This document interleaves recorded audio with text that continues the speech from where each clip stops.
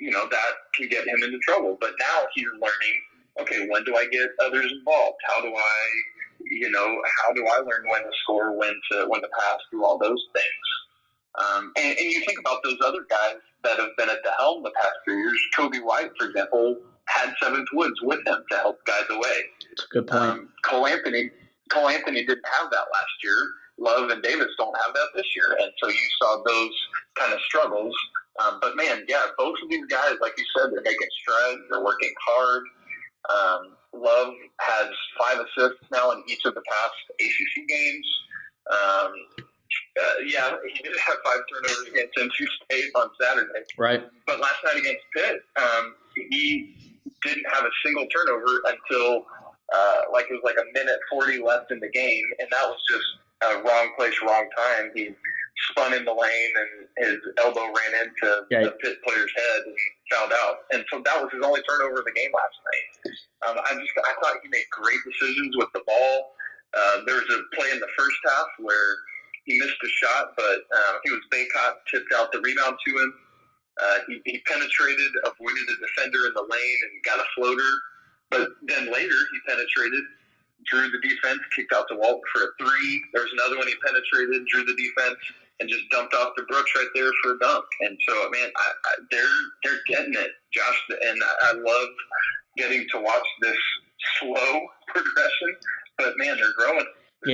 You're definitely right. I feel like it was after the Miami game where Roy Williams went to one of his cliche sayings that they're going to be really good. He hopes it's in this lifetime and not his next. And it's like since he made that comment, you've really seen, and it's really like it's really been more with Caleb than RJ, because RJ is giving you flashes and about every game, but Caleb Love, look, point guard is the most important position for Carolina as much as any team in college basketball, and if he plays at the level he's been playing at, it's gonna be a really good team moving forward. Let's talk about Anthony Harris, guy that just returned from injury against Florida State. He hasn't played a lot of minutes, but he's provided a lift in more ways than one since coming back. How will his role change as he gets more accustomed to playing basketball at the level he was for the injury? Yeah, that is a great question and great point. Yeah, like you said, Josh, he's played 4 games. He's only cracked 10 minutes in one of them, and even that was like 10:47, I think. So Coach Williams has said that he's being extremely careful with Anthony Harris as he works him back in.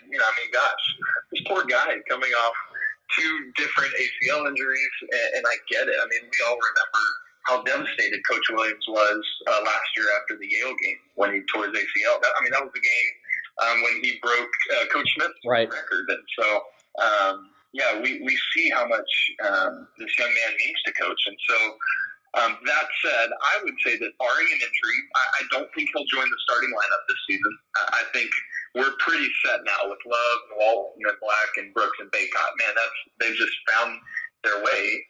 But what's great about that is that he brings this extra huge burst of energy and defense and just immediate scoring punch off the bench. And that's just going to be an invaluable asset for this team. His numbers right now, with only having 4 games, it's an extremely small sample size, but they are right up there with Baycott in terms of level stats of being at the top of the team and offensive rating and all of those kind of things. And so he's bringing a huge lift to the team. But I think his role, specifically to your question, is going to be the first or second guy off the bench to just come in and say, all right, we're locking down and we're going to run. Yeah. And so most importantly, though, is in those 4 games, 1 total turnover is all. Yeah. And so that's a big part of what we said earlier about those turnovers coming down. He's helping make that a reality. You mentioned Day'Ron Sharpe earlier, and let's talk about him. He's a physical specimen like you don't normally see as a freshman. And he's really – and last night, now granted he had a great move, got his defender off and missed his shot, so he's learned how to use his body. But what has stood out to you the most about Day'Ron Sharpe? He's huge. Yeah. No, you're right. He's just a physically huge, impressive specimen. And what's neat about that is he understands already that to succeed for Roy Williams, you just got to run. Like so many big men before, like Tyler Zeller, like the Gazelle, just going. And that's what Sharpe does well, is he's just always going. His motor runs and runs and runs. And so because of that, he finds himself in the right place at the right time. His offensive rebounding is crazy. He's actually got just one less offensive rebound than Armando Bacot all season, and they're the top two in terms of total offensive rebounds in the ACC.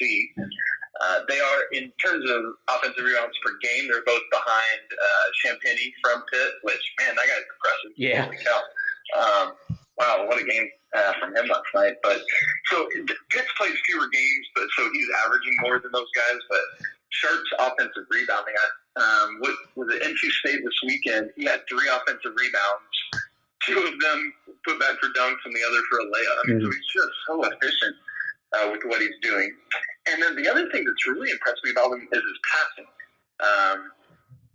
He's had several good high-low passes, either against the zone or just when he'll see Brooks posted up or something. But even on the run, there was one in the first half against Wake Forest last week where he and I believe it was R.J. Davis teamed up to get a steal, and then Sharp led the break and threw a one-handed bounce pass ahead, threaded the needle on it back to Davis for the layup. And so it's just like, he's a big man, but he can handle the ball. And he finds his teammates, and so I think there's some really good stuff happening from them. Leaky Black and Andrew Platek are 2 guys that have received a lot of criticism during their time as Tar Heels, mainly from me and a lot of other Tar Heel fans and even some of the media. But in this season, they've made big plays to help them win games. You go back to the win over Notre Dame and the win over Miami, respectively.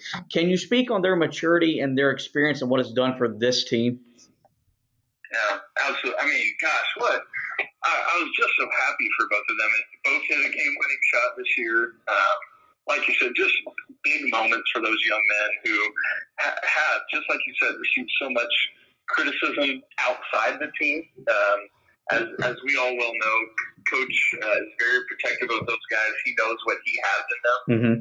And so I think what they have done so well is the fact that on a basketball team at any level, role definition and role acceptance are huge. And I think both of them in their maturation know what their role is, know what they're supposed to do, and know what they can't do.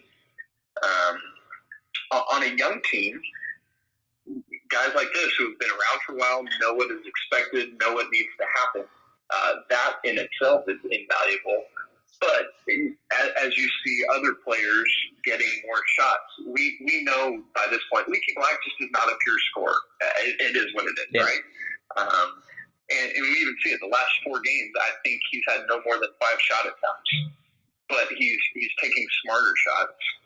I think a huge thing is we've heard Coach talk about how he could be a Jackie Manuel type player, just a lockdown defender, long, rangy, and athletic, that can score, when absolutely needed to, or, cutting or doing something like that.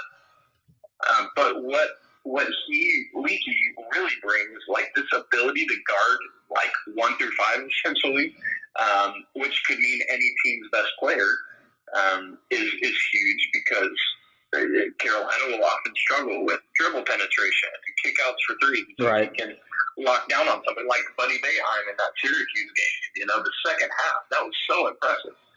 So when he can bring that, and combined with his ability, because of his size positionally, he'll wind up with these games I forget which game it was recently where he had 8 assists and 1 turnover. That is a huge thing to be able to provide from the 3 spot. But then also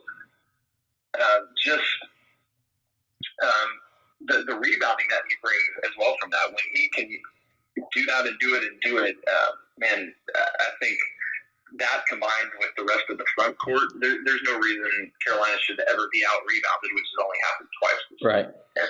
And for Andrew Platek, one of the things I hate for him is with Anthony Harris coming back, I think that it's him that will be affected probably more than anybody in terms of minutes reduction. But he understands that. And one of the things I love about Platek, listening to him talk, is his basketball IQ is through the roof, man. He knows what he's doing. He knows where he needs to be. He's not going to lose a game for you, and he knows that. I heard him say that in an interview recently. Like, why does Coach put me out there near the end of games? Is because he can trust me, and he knows that I won't be responsible for losing us a game. Right. Now, there are some things physically that Andrew Playtech cannot do that other people can, and he knows that. But he puts himself in the best possible position to succeed for what Andrew Playtech does well. And that's a good thing. And last night he had 3 offensive rebounds within like a minute of each other. Yeah. It's crazy. So it just these intangibles. He's probably not going to lead the team in scoring. Same for Leaky. But they are going to do the small things that help good teams win basketball games. Yeah, you mentioned Andrew Playtech's IQ. That guy's definitely going to be a coach at some point in his life. Yeah. And so, speaking of coaches, after the loss to Georgia Tech, I was very critical of the coaching job Roy Williams did in that game. I thought that was a game where he should have called a timeout or two, maybe called some more set plays. I understand his whole method that, he's preparing them for where they are now and making them grow up and figure it out on their own. But in that moment, I wanted to win the game, so I got a little upset. With that in mind, What are your thoughts on the job he's done with this team and the circumstances around it? With you have COVID, you didn't have the whole offseason, which Carolina has proven, like Duke and Kentucky, those off seasons are important for these types of programs too. Yeah, man, great question, and I think your point is a great one. At what point in the season do we care more about winning versus development? Like, what is more important at that point? And in a normal season, by the time we get to ACC play, you better believe we're looking to do everything we can to get every win we can. But I think what I'm seeing from him is that just like you and I and everybody else on the planet, he's learning how to do his job in a new way in an unprecedented era. He's dealing with 18-year-olds who are learning to do college for the first time in this era, dealing with all the COVID mess they have to deal with. And so I think what that translates to is less certainty and more trial and error, even in in-game scenarios. And so I'm with you, Josh. I've struggled with that too. I'm like, at what point in this unusual season do we turn the corner from development and letting the players figure it out to, okay, at what point do the wins really, really start to matter? And I think we're starting to see him make that shift now. The rotation is shortening. Obviously, some of that is a byproduct of Puff Johnson's injury, but Walker Kessler's minutes are going down right now. And so I think in those first couple ACC games, I think you're right that obviously they want to win every time they step foot on the floor, 100%. But I think he has let them play a little bit longer into the season than he usually would. He's allowing more time to figure out the rotation, a little more time of figuring out, oh, shoot, we probably shouldn't play R.J. Davis and Caleb Love together as much as we had been. And so I think it's this extremely talented team that is learning how to gel and learning how to mesh with one another. And I just think that it's a product of him letting that run its course longer into the season than normal because of COVID. Right. And so I think that's where I'm at with it. But I think now we're going to start seeing the more ruthless Roy Williams of like, no, we're going to do what we need to do to win a basketball game. Mm-hmm. Like going down to interrupt the huddle with Coach Capel and the referees on the other side of the court last night. Like, y'all ain't having this conversation without me. Yeah. I'm going to work my way into this. And so I think we're starting to see the usual Roy Williams who's going to be a little less willing to just let them figure it out on the fly to their detriment in terms of winning and losing. All right, Isaac, I'll get you out on this. I want to know, how has COVID affected your job on a day-to-day basis, and then, of course, on game days, and then finish up with telling people where they can find your work at, buddy. Yeah, man, thanks so much, Josh. Yeah, like all of us, COVID has had a huge effect on my life and my job. In addition to writing, I'm also a professor at a college, and so, man, so much of it has been online and teaching through Zoom and other things like that. Lots of mask wearing, but the way all of us do our, things like on the writing side of things, it's so much more virtual than normal. Press conferences are all through Zoom.